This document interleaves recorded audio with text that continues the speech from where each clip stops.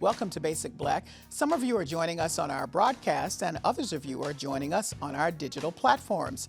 I'm Callie Crossley, host of Under the Radar 89.7. Tonight, quiet quitting. Imagine a workplace rebellion hidden in plain sight. It's a silent revolt called quiet quitting. Workers who are on the job but quietly refuse to do more than the bare minimum. Several surveys confirm millions of American workers are quiet quitters, white American workers. Employees of color say they can't afford to pull back on the job. Could the trend disrupt the workplace for the benefit of all, or will quiet quitting increase workplace inequities? Joining us this evening, Melissa James, Chief Growth Officer, IBIS Consulting Group. Lauren Hunter-Dyson, Chief People and Diversity Officer, New England Aquarium. Malia Lazu, CEO and founder, the Lazu Group, and lecturer at the MIT Sloan School of Management. Welcome to you all. Thank you.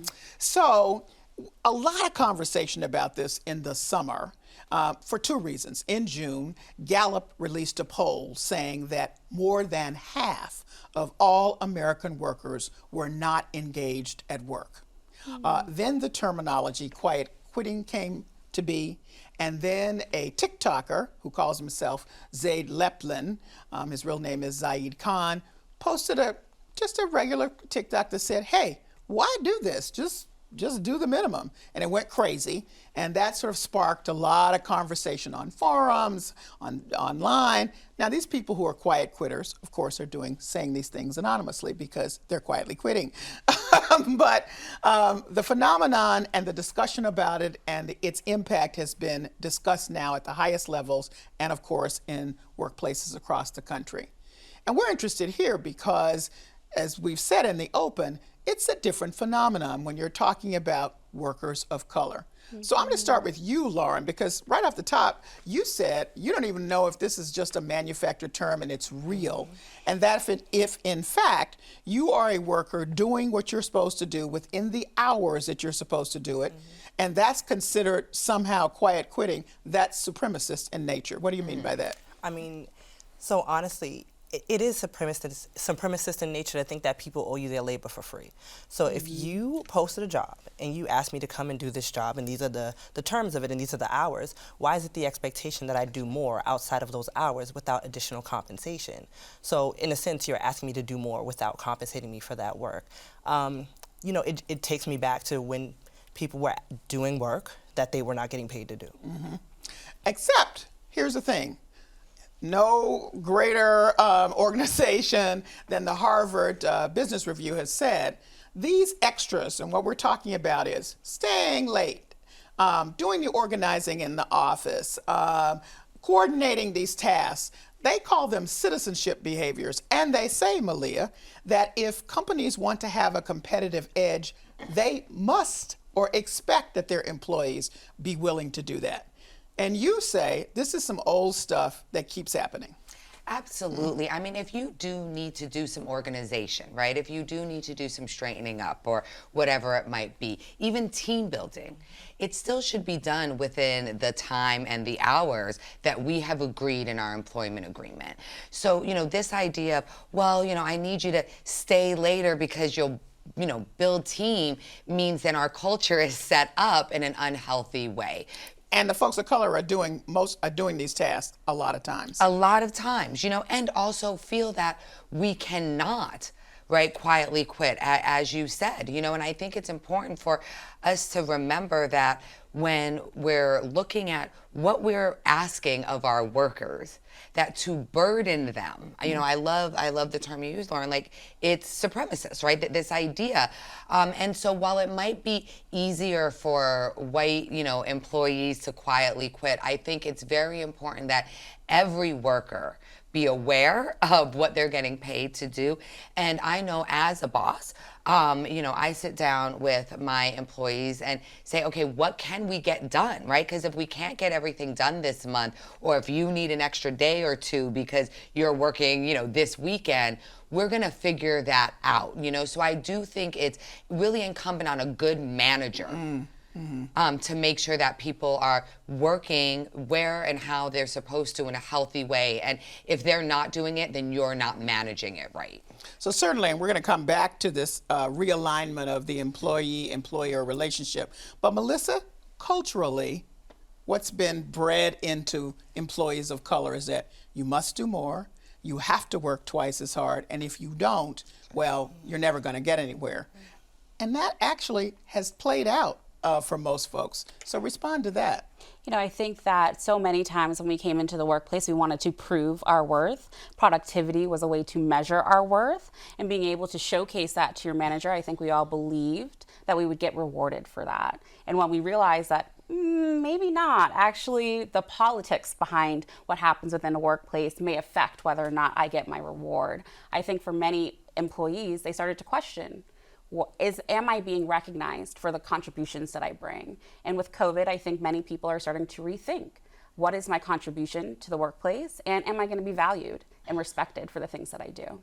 So I think there's a mind shift change that's happening here, and one that's important to know, and calling leaders in to be more emotionally intelligent when they're working with their employees. So this whole piece about working twice as hard is so ingrained in our communities of color that way back when, we made a joke of it. Okay, so in this sketch from the 1990s hit comedy show In Living Color, it pokes fun and illustrates the many jobs held by the hardest working West Indian family, the Headleys. Take a look. Yeah, no, man. How many times I got to tell you not to put your uniforms on my good sofa? Don't yell at me, woman. I drop my uniform wherever I want. I work 15 jobs. I don't have time for your foolishness. When I come home, I'm tired, damn it. Listen, you think you're the only one work hard? I got 9 jobs myself, you know. Plus, I have to do all the cooking and the cleaning and the washing around here, not to mention the welding. Okay, now that's funny, but it gets at, you know, Melissa, you said you worked 2 jobs, and because that was ingrained in you, you had to work 2 jobs. That's right. Well, I am West Indian, my family, so I resonate very much so with that scene, and that's what I saw growing up. Both my mom and dad worked 2 jobs to be able to put food on the table. They had 4 kids, and were trying to figure out how to make ends meet. They were new to America, and that's what they knew to do, was to work hard. But I do think that as the next generation, being able to go to college, being able to have the ability to choose different types of jobs, I think I had to question, do I need to work 2 jobs in order to be successful? I don't have any children. I don't have to provide for a family. So do I need to continue on this way, or is there another way that I could present and move forward? And it took me a long time, and it was a manager pulling me aside and saying, why are you doing this? You don't need to. You have benefits here. You have good compensation here. You can just work 1 job, and that's okay. Okay, so if we're working 1 job, however, Malia, and we're not being completely valued in the workspace, how do we get around this? How do we, because we're not quiet quitting, let's be clear. Most folks of color are not, because they know that they have to demonstrate, they believe they have to demonstrate their worth by being the ones that are the organizing, the coordinating, the staying late, and doing the other job. They can't afford to do the bare minimum. So how do you do that? How do you get past what Melissa had to struggle through and you know, get the attention of the bosses and continue your upward trajectory, we hope? You know, I think the question is, can we? Right? And yes. I mean, and is it possible for us to do that? Now, I believe, right, that the way we do it is, you know, I'm loving the movement of the nap ministry, right, which is this sort of Black focused moment of, right, the most revolutionary thing Black people could do is take a nap, right? And as you're looking at her work, you're saying, oh, wait, no, she's right. Like, if Black people decided to take a nap one day, the economy would be a very different place. And so I think, you know, we have a long history of labor organizing, right, of talking. And I think we need to have this discussion because, as you said, and as Melissa's example so beautifully points out, it's in our head. So, like, who knows, right? If we claim something different, what might be claimed in place, right, of us claiming something different. And I think, I know for all of us, the idea of not working hard, we're setting ourselves up for failure, right? There's so much about our value that's stuck in our hard work. And I think we need to figure out how to decouple are the fact that we define our value and how hard we work, on how happy our boss is, and all of those things. The final thing I want to say about that, and it's a little off topic, but is I think about the conversation we're having with the NFL right now, right? And I heard one a player say, well, I work, I may get concussions and I may get this and that, but I'm providing for my family. And I just thought to myself, well, you're providing for your family, but there might be another man raising your children, right? And I think being able to say, well, I provide for my family, everyone not, that's right. And so how are we also reinforcing these feelings? And so I hope we can quiet quit, but I think it's important for us to try and for us to have that conversation. Okay, Lauren. Well, here's something that a lot of folks of color are familiar with, and it didn't have this term, but a lot of people are talking about quiet firing, meaning that your value wasn't appreciated, so you're passed over for promotions. You didn't get the long overdue promotion you should have gotten, or your performance review is biased. And by that I don't mean, now we're not talking about folks, let's be clear, listeners, we're not talking about folk who didn't do the job, who can't do the job. We're talking about people who are doing the job, and there is coming to the performance review already built-in bias, so that necessarily puts them behind. How are we navigating that space? Because Malia is right, but yet here we are in reality. I think, this is a two-pronged approach. Employers need to be more mindful about how they are doing performance processes and building kind of the equity pieces into that. In addition, as employees, like if we want to kind of protect ourselves and say that, these are all the things that we're doing, sometimes it is about the documentation, being able to show up and say, like, actually, these are all the things that I did. And so what do I need to continue to show if I want to be promoted? And that's really challenging to do for some people, but it's one of the only ways to make it happen. But the onus here needs to be on the employers.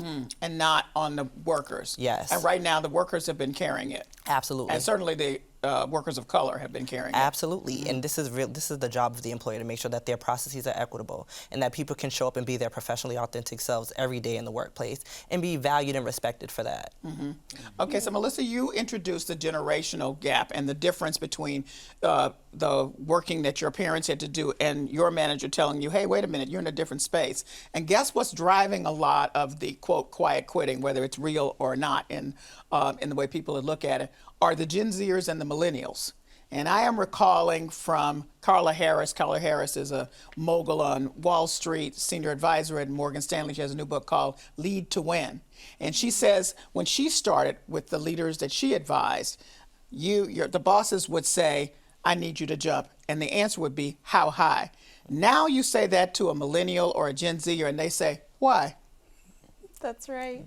It's a whole new thing. So they're driving something new. Can folks of color who are millennials and Gen Zers, be participant in that?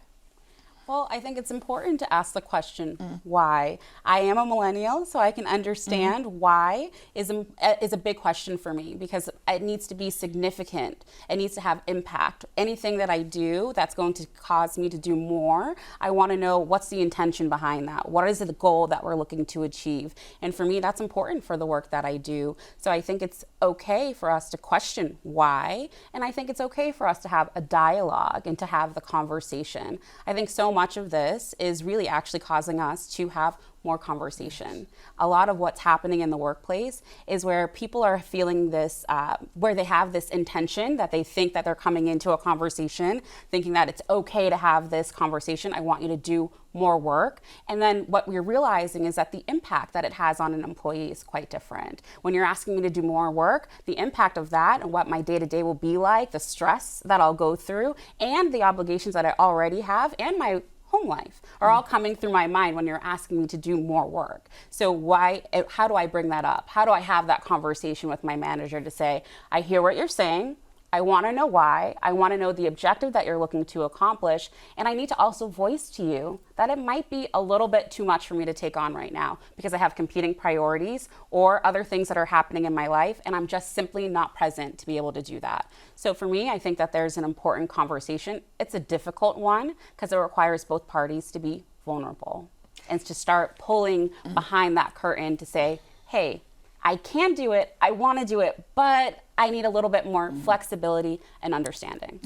Can I say, I think the point Melissa brings up is so important because, again, it's not the employee's job to ask why. It's the manager's job to explain the context of the assignment as they're giving it. And I think part of what we're seeing, and maybe, you know, having come of age in the nonprofit community where we made sure, even back in the 90s, right, that our employees were respected and that labor was respected, the idea that you would tell an employee to jump, right, or to make a copy, I mean, to do anything, but not explain what that value is, how it helps with how we're moving forward, and how it, you know, and how it allows for positions of leadership, right? All of those things. I mean, I think what's happening is that we're seeing millennials and younger respond to lazy management, right? And to shortcutting management. So I am the boss, so I don't have to explain anything to you. Like, everyone should quiet quit on you if that's how you're feeling in your management, you know. And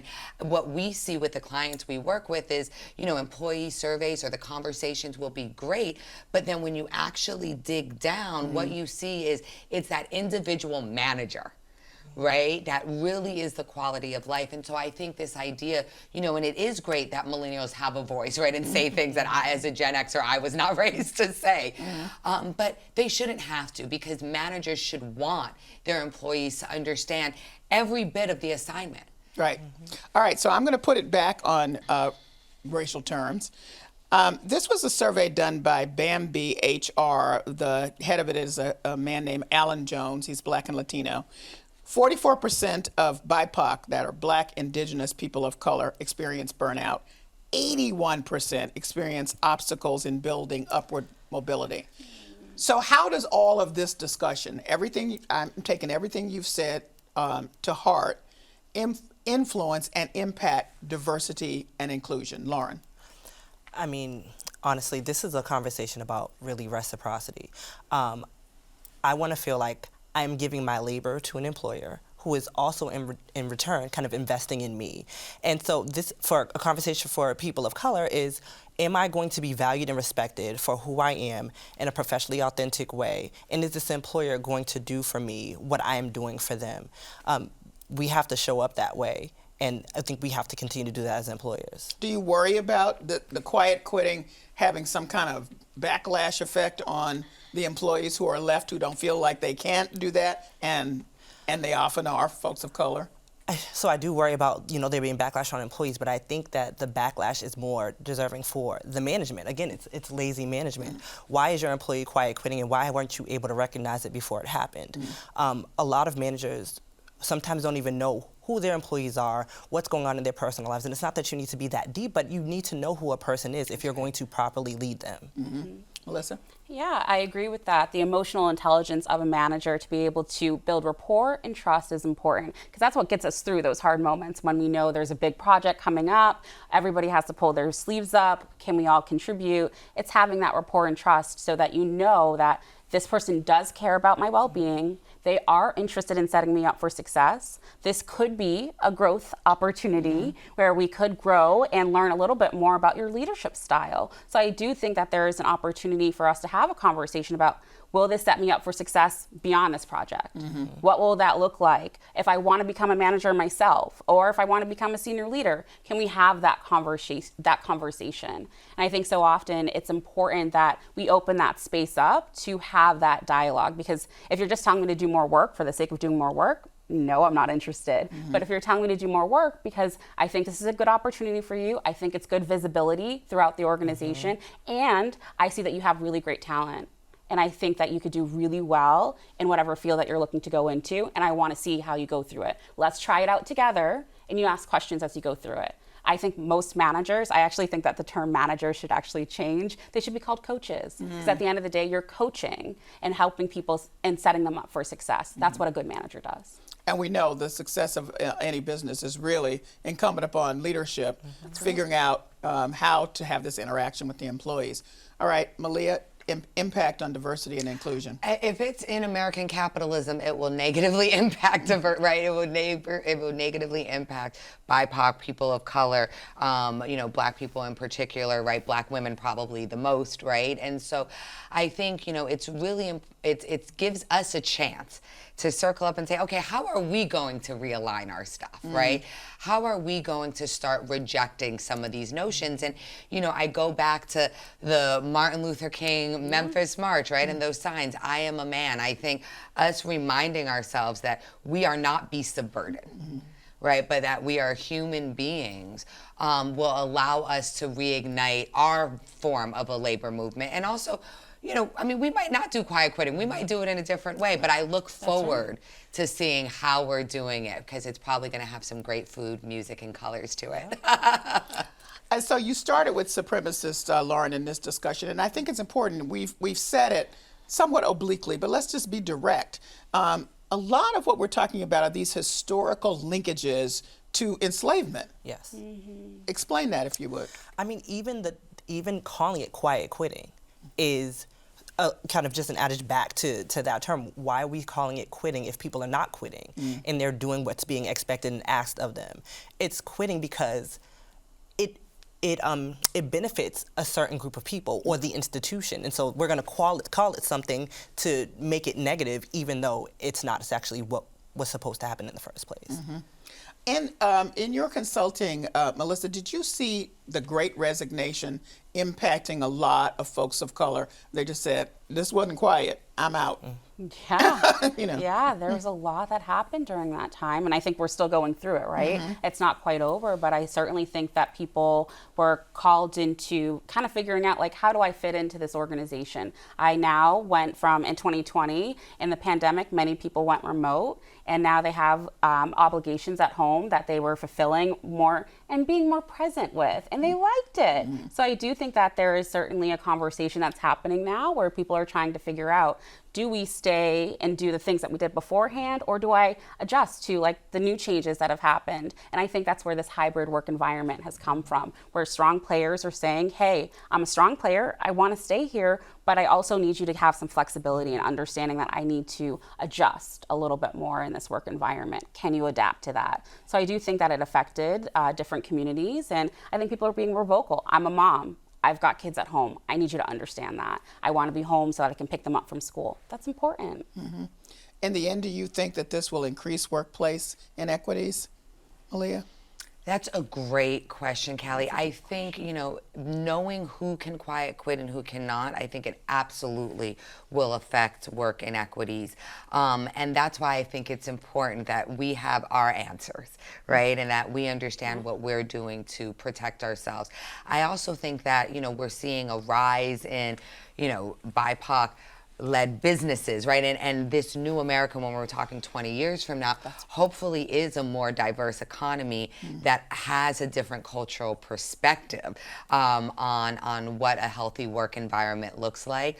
But yeah, I think in the immediate future, it's going to put a lot more burden on the people who don't feel like they can quiet quit to pick up the work of the others. Lauren? I agree. I think it can lead to inequities in the workplace because for those who do quiet quit, there'll be those who don't. And those people will continue to get all the benefits and all the accolades because they're going to continue to put in more. And if this kind of revolution is going to benefit everyone, then everyone has to participate in it. Melissa? I think people have a lot of energy inside of them and they just want to be rewarded and acknowledged. So I do wonder whether or not people will take that energy and apply it outside of work. Can I apply it to starting a new business online? Can I apply it to a hobby that I care more about? If we're not careful in the moment that we're in right now, I think we'll lose a lot of potential and a lot of really great high potential employees that want to be recognized and appreciated. So if I can't get the appreciation here in my workplace, then I'm going to take it someplace else and apply it to a hobby that I love and care about. There are plenty of ways to make money in the gig economy, and with the access to online platforms, it's really easy to start a business, and it's interesting and it's fun. So we're in a very delicate moment where we have to be aware that that energy can go in multiple different directions, and we need to be mindful of that. Is this a pivotal moment? Will we look back and say this was the time? Oh my gosh, absolutely. I feel like there's a whole case study in how we work together that needs to happen. And I'm sure there are plenty of scientists that are thinking about this. How does emotional intelligence, workplace environments, and inclusive leadership all come together in this one moment? We are redefining how we work right now, today, and I'm sure 20 years from now, we're gonna be like, that was the moment that it happened. Lauren? I think, yes. And for everyone who is quiet quitting, right, you'll also notice that they may be pouring their energy into something that they really love and desire, like their passions. And at one point, people were passionate about work, but they felt taken advantage of, they felt undervalued. And if we can bring back the fun and like the value at work, you may see people start to pour back into the workplace. But until that happens, it definitely will be a really defining moment. Defining moment? Yeah, I mean, our labor and workforce and capitalism is being redefined because we're being redefined right now, right? And so I think as we're seeing with COVID and quarantine and war and all of these things that people are sort of looking, right? I mean, like, well, how am I going to pursue my happiness? And so I think we're absolutely in a moment of redefinition, and the economy and how we run our economy on labor is going to have to be redefined. And companies who do it quick and do it well will be able to retain talent moving, to the next 75 years we have in this century. I got a few seconds. Did it redefine you? Quiet quitting? No, I'm still working on it, but that's between me and my therapist. Did it redefine you? It absolutely did. There were times when I had to take back my agency and say, like, I cannot continue to do this. Melissa, last seconds. Oh, absolutely. I have my power hours, 10 and 1. That's my power hour. You get my best ideas then. Okay. Thank you all for joining me. Great conversation. Now stay with us as we continue our conversation on our digital platforms, YouTube and Facebook.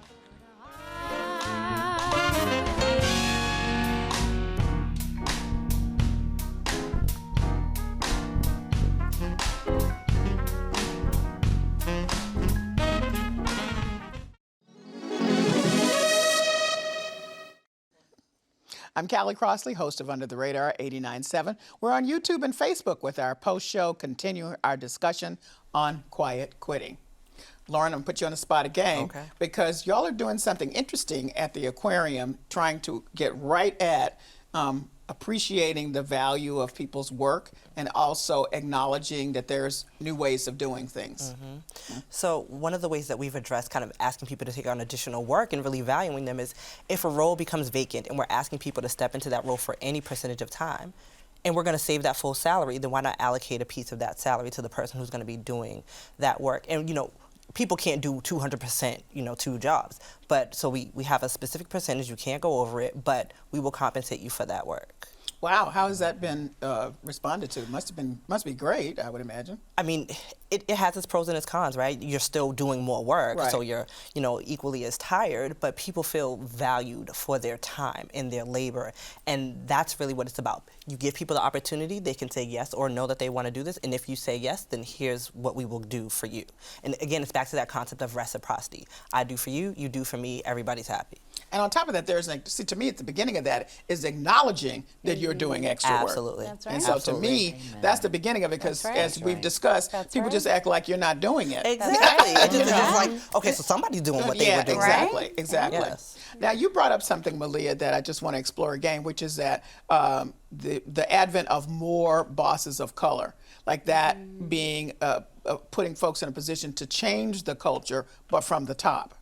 Talk about what you think that could happen. We hope, right? Yes, often it doesn't, just because we get in, it doesn't mean that we act know. appropriately, but this idea of valuing employees, right, of valuing the labor they bring, it may be easier to do when you first don't have to go over the bias hump of their humanity, right? And when you see their value as a human, it's then easier to start.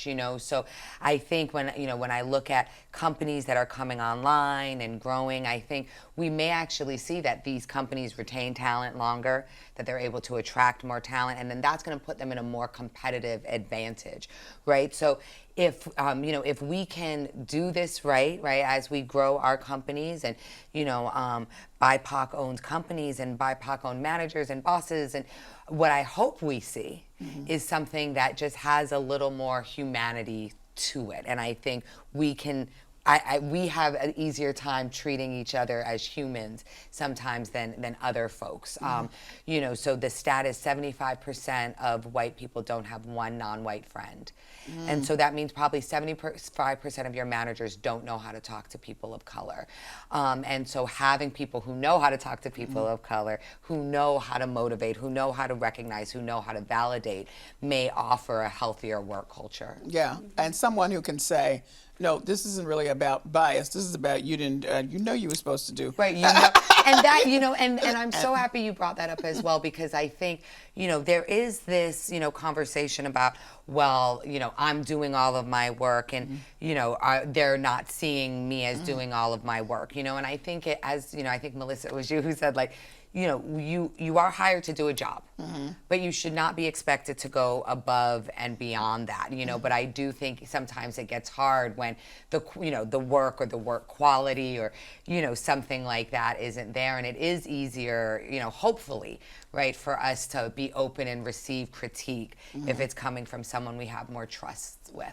And so a lot of this conversation is about boundaries. And so what, in the best of all worlds, Melissa, what should those boundaries look like? I mean, how do you frame the boundaries so that people are valued, people get seen for extra work they may do and acknowledged, but, you know, some people not getting away with murder? Because I have to tell y'all, you know, I wrote about this when I wrote about quiet quitting. Y'all, you know, there's a whole bunch of people, before quiet quitting was ever on the thing, they just weren't working. And so as a result, I'm picking up stuff that, because they didn't do it, so that we get to the finish line, and I deeply resent it, and I'm hoping they'll be outed during this, but that's on me. Okay, that's obviously I have some issues here. But I want to talk about boundaries and how you would define them, you know. You know, that's a great question, and it really does come down to having the conversation with the employee. We just went through a whole process where we did the Strengths Finder assessment for our entire team to better understand what are their core strengths and how it shows up within the workplace. And I think everybody has different strengths, and sometimes it's harder for some employees to recognize what those strengths are, and also for managers to say, like, I see you flexing your core strength here. This is the right kind of project for you. So I think those conversations are important. I think also understanding and recognizing when you see an employee kind of gearing towards or leaning towards working a little bit too hard. I do have conversations with my team where I say, hey, I saw you working at 6 o'clock. Tell me more about that. What happened in your day? Let me know. And was there too much work to do, or did something happen? Did you feel stressed? Did something happen personally? I leave it open. Let them tell me whatever. On Facebook? Yeah, I don't know. I have no idea, but I leave it open for the conversation. And it was surprising to me. One of my team members said, oh, I just feel more energized at 6. It's quiet. That's the best time that I can send out all my emails, get everything done. And I said, oh, that is so different from me. And she actually said to me, she said, my power hours are not between 10 and 1, Melissa. But I have to adapt because that's your power hour. Right. And I was like, holy smokes. I never would have seen it that way if I didn't open the conversation to have that moment with her. So I think it's really listening more to your employees and what they need, and aligning projects to their strengths and giving them the opportunity to flex their strengths within the workplace. So setting them up for success is the shift that needs to happen, and the conversation and the focus. Is it ever going to go back to the old ways, or are we done with that? What do y'all say? So I'm going to say this. I'm really nervous about how capitalism is pushing back to maintain an economy that is based on, you know, free labor and free land resources. And I think, you know, these ideas around benefits, right? All the things that were set up to force people, right? There was a great saying in the 20s, and indebted people will not strike, right? And that's when they started giving mortgages out to working class people, right? Because they were like, you ain't gonna strike if you have this mortgage. So yeah, everyone should have a house now, right? That's when it became a part of the American, you know, that's actually not what Jefferson meant, right? But we said that's what Jefferson meant, so that people would go out and buy those homes, you know. So I hope we don't go back to normal, but I think what we have to be aware about is that that the economy and capitalism, which has been founded on free labor and free resources, is trying to find its level again. And if there are ways to force us to become that again, it will, right? And so I think, what I say to millennials and Gen Zs and younger is like, yes, quiet quitting, yes to all of this, collective organizing. Organize it so it breaks the structure and it can't go back, because if they decide that there's no more, you can't get health care in the marketplace anymore, your choices, you have to go back to work in a different way, right? You can't pursue the life that Melissa was talking about, your interest in selling enough empanadas so you can take off the next week, right? Like, you can't play that game. And so I do hope that we're evolving forward, but I think it doesn't have to be unions, but we as labor needs to organize ourselves to make real changes in how labor is viewed. Because right now workers are taking the hit of inflation, being, almost pushed to vote for policies that are going to force them back in the office because it's actually corporate profits that are killing working class people right now, right? So these conversations that we're having make me nervous because we're not having an honest enough conversation about what it costs to have the labor force we have. So let me follow up, because you did point out that there is a resurgence of unions, and that's not driven by the old unions. These are the millennials and Gen Zers. And we're seeing people of color. Right. So they see something or feel something, right? So what's that impact? I mean, what do you think's happening there? That I am seeing.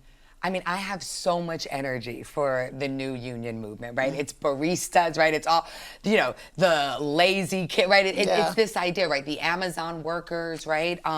And what they are doing to be able to, when unions were started, we didn't have the same, yes, it was anti-union, right? But, after Vanderbilt killed some workers, right, there was a little more room for unions to organize. We don't really have that anymore, so to see the head of Starbucks say, yeah, I'm never going to sit with a union rep, right? Never.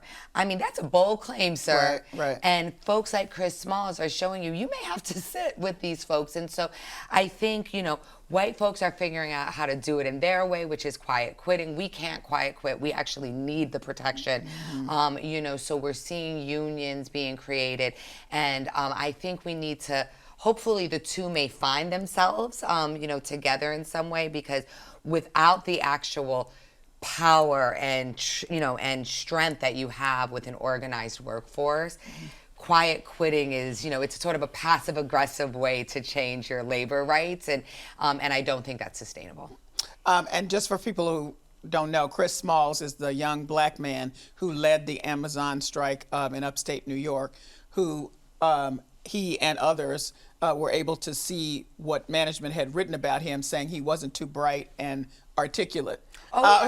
This is also why I tell every employee, ask if you're an employee who has a 9 box, ask to see it. Ask for your manager to walk you through your 9 box. And what I also tell HR is audit your 9 boxes, because these 9 boxes tell the story of who's going to be running your company in the next 10 years.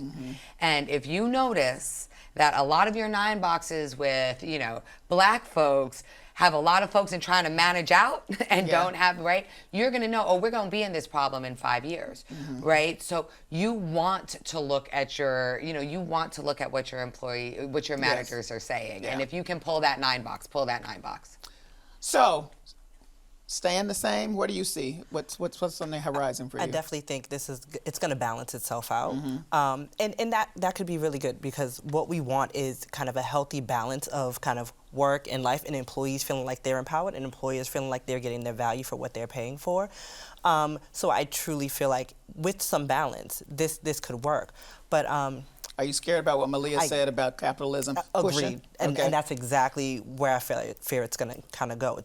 They're driving the narrative. Again, the term quiet quitting, the reason why it's called that is to kind of drive it back to just it's not production. called equitable work. It's not called doing the job you're getting paid to do. It's called quitting. That's actually not what's happening.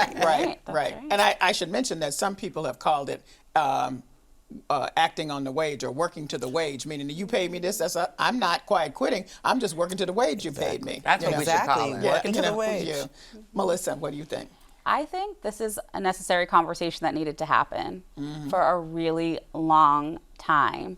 The future of work needs to be redefined. I'm optimistic about the ways that it's going to be designed. I think the role of the Chief Diversity Officer is so critical right now.